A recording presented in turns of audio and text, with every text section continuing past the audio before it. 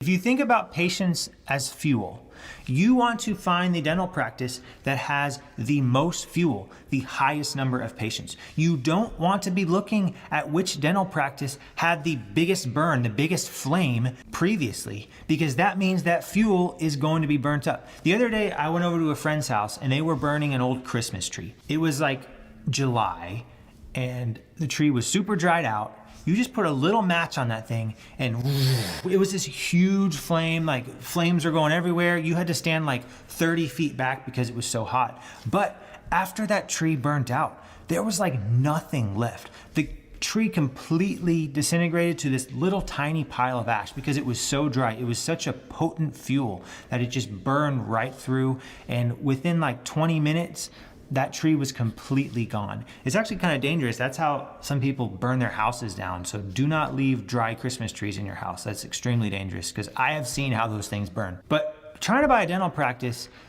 because it was profitable is like trying to buy a Christmas tree because you saw how big the flame was. It makes no sense because that flame was so big, that means all that fuel has been burnt up.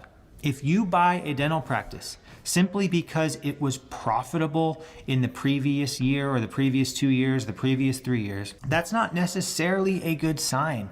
Because if there were not that many patients, if there was not that much fuel, but the dentist burnt up all of that fuel, you're gonna come into the practice and you're gonna see Miss Jones, you're gonna see Miss Susie, Miss Kathy, Bob, whoever else is at the practice, all the patients, and they're gonna have 5, 6 brand new zirconia crowns. They're gonna just have finished some Invisalign to straighten out their lower anteriors. They're gonna have had veneers done. They're gonna have had implants placed. They're gonna have had all of their teeth fixed. All of the old amalgams were replaced with these brand new white zirconia crowns. All of the dental treatment has been done. It's all been taken care of. All of that fuel has been burnt up. You're gonna come into a practice and you're gonna have 300 recall patients that don't have any work that needs done for the next few years. Yeah, you might get an occasional chipped, cracked tooth here or there, but for the most part, because the dentist was so thorough,